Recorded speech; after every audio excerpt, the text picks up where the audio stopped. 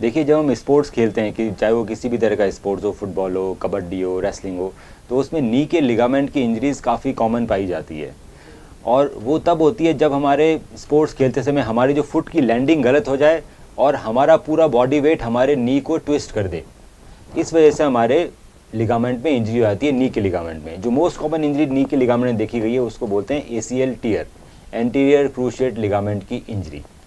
जब ये इंजरी हो जाती है खिलाड़ी को, तो इंजरी के तुरंत बाद उसे काफ़ी दर्द महसूस होता है अपने घुटने में, और उसका घुटना सूज जाता है आधे घंटे के अंदर, किसी का 15 मिनट के अंदर, और वो सूजन हमारी धीरे धीरे 2 से 3 दिन में कम हो जाती है।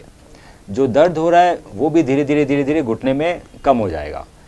पर अगर आपको पूरी कंप्लीट लिगामेंट इंजरी हुई है तो कुछ तरह के सिम्टम्स हमें हमेशा आते रहेंगे नी के अंदर। वो इस प्रकार हैं, जैसे कि घुटने में लचक आना, घुटने में कॉन्फिडेंस नहीं होना, आप तेज़ नहीं भाग पाएंगे, आपको लगेगा कि आपके घुटने में लचक आ रही है और वो फिसल रहा है, घुटना बार बार में ट्विस्ट भी हो सकता है। अगर लिगामेंट इंजरी के साथ साथ आपके मेनिस्कस में भी इंजरी है, जो कि नी के बीच वाली गद्दी होती है, तो आपका को दर्द का भी फीलिंग आ सकती है। साथ साथ में आपका घुटना अटक सकता है। साथ में कभी कभी ऐसा भी होता है कि घुटना पूरा बैंड नहीं हो रहा या पूरा सीधा नहीं हो रहा। ये कुछ तरह के सिम्टम्स होते हैं जिससे हमें मालूम पड़ता है कि आपको लिगामेंट की इंजरी हो गई है। अब एक बार लिगामेंट की इंजरी हो गई तो उसको डायग्नोज कैसे करें? सबसे पहले आपको एक ऑर्थोपेडिक सर्जन जो कि स्पोर्ट्स इंजरी के अंदर स्पेशलाइज्ड है उससे मिलना चाहिए।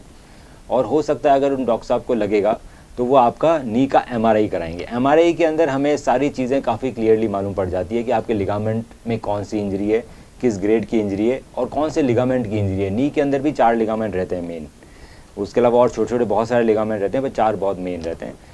और साथ में मेनिस्कस या कोई और भी इंजरी है या नहीं है। मेट्रो सिटी में India generic health care today thermal power plant, यहाँ की मिट्टी जागरूकता सबसे बड़ी जरूरत है। आप बीमार द हेल्थ केयर टुडे एक नेविगेटर की तरह काम करता है जो मरीज को कम पैसे में बेहतर इलाज कहाँ कर सके, इसके लिए एक रास्ता भी करता है।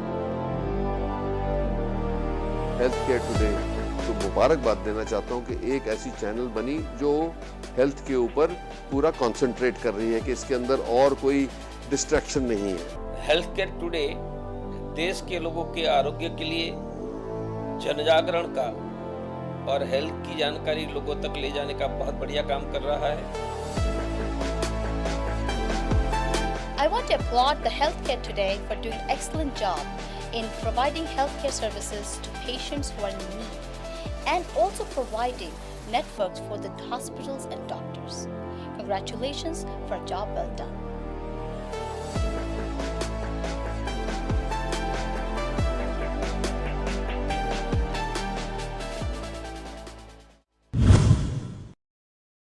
जैसे कि मैंने बताया कि लिगामेंट की इंजरी में क्या क्या सिम्टम्स आ रहे हैं।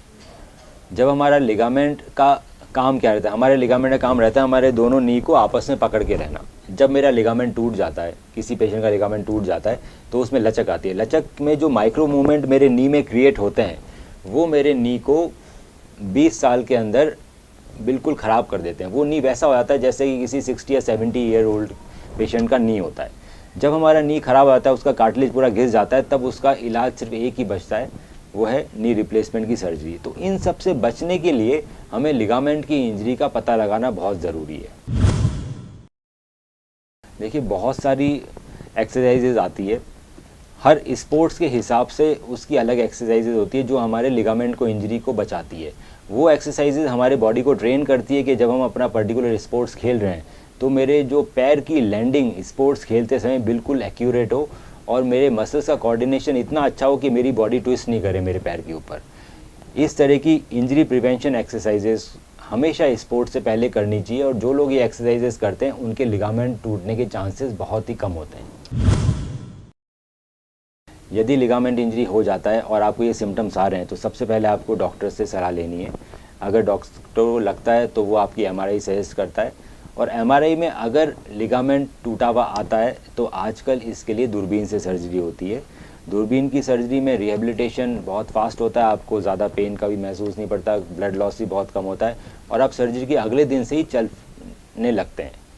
और सबसे लेटेस्ट टेक्निक है जिसको बोलते हैं all inside ACL reconstruction with fibre tape internal bracing. ये और भी एडवांस्ड है, ये स्क्रूज से भी और एडवांस लेवल की सर्जिकल टेक्निक है, जिसके अंदर हम खिलाड़ी को 3 महीने के अंदर वापस गेम के अंदर खेलने के लिए भेज देते हैं। रनिंग एंड गेम आपका 3 महीने में रिज्यूम हो जाता है। वही जब हम पहले स्क्रू डालते थे उसमें 7 से 8 महीने लगते थे। साथ में इस सर्जरी में दर्द बिल्कुल कम होता है ऑपरेशन के बाद, क्योंकि उसमें बहुत ही छोटे छोटे छेद होते हैं हड्डियों के अंदर।